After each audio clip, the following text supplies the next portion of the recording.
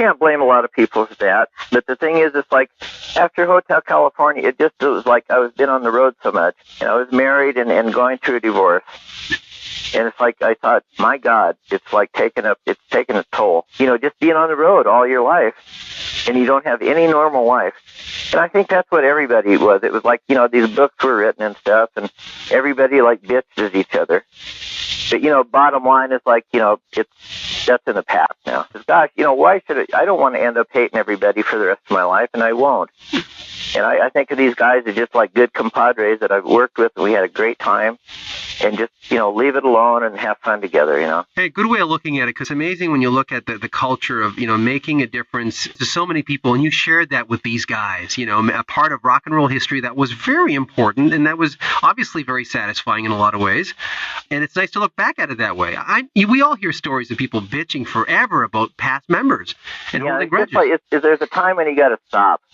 Yeah. We're getting too old for that crap. Hey, I am anyway. Hey, I agree. As my dad would say, it's hard on the heart, man, to hate someone for a long time. Exactly. You got it right on the money. Yeah, he says it'll make you too old. Yeah, it'll jitter your nerves and make you grow old fast and die quicker. Uh-huh. Do you ever listen to like Dawn's new album? Are you listening to their stuff they put out? I've heard a couple of cuts. Like I saw him on Jay Leno the other night, and it was real different. I mean, Don is always good. I mean, he's got the golden throat. David Geffen like coined that one. Is that right?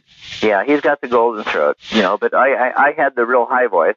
But the purpose of the whole Eagles to me is like there was that combination of the chemistry that made all those harmonies just sound perfect. And the funny thing is, after we made albums, I never listened to them.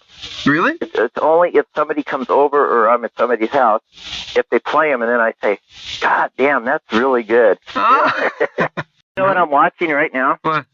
I live in the hills in Studio City, and my wife and I feed deer every night. Oh, my God. And there's two little fawns up here. They're spotted yet. They're twins. We've been feeding them for like about, I've been here 14 years. But it's just so neat. I just had to say that. Oh, my God. We feed them, and they come up every night. They trust us, and you got to build trust in animals. It's interesting you should say that because, if you look at a stereotypical view, I think of anybody looking at someone who was with Poco and the Eagles, they probably think, he's sitting on his porch feeding deer. And there you're doing it. These little guys, it's like they're so cute. And all together, the animals we feed, it's like we've seen, 3 skunk families raise their children. Wow. And everybody says skunk. Oh, no. But they're the cutest little things in the world. Do you have a lot of privacy where you live? Very much so. Is that right? I'm like on a little street where it's like I have a driveway that comes into my house. It's like a dead end. And then below my house, there's a lot of land, and it's like in the mountains, towards Universal City, where they really can't build on the hills. And so I leave my gates open for the deer and all the animals, and we feed them every night. Wow. It's like 6 feet from us. And it's just, I think animals are one of the most wonderful things in the world. Oh, yeah. Talk about getting close to nature, which is, kind of important. Do you ever have something coming up to your door that maybe you don't want coming to your door that could eat you or something? No, we've had a bobcat come up here. I just consider them just beautiful animals. Yeah. That's and the thing is, we take pictures because people do not believe us in the Hollywood Hills that, there could be that many animals. Wow. Believe me, over the last 14 years, we built so much trust with them that we can watch them or we can put food out while they're eating and they don't even move. Do you still collect cards? do you? Yeah, like I had a whole bunch of real ones. Uh-huh. Like about maybe 8 years ago. Uh-huh. I had like about 23 cars, antiques, mostly Fords. Oh, my God. And all of a sudden, they were in Nebraska. I had a storage place back there. And you're from Nebraska, right? Yes, I am. Yeah. I grew up on a farm. And so that's why I like my privacy. I had a whole bunch of them. Right now, I sold all of them and kept like a little 40 Ford pickup that's like all restored. Has a little V8 85 in it with duals and 15-inch tires, and that's all I've done. It's just like a perfection. Wow.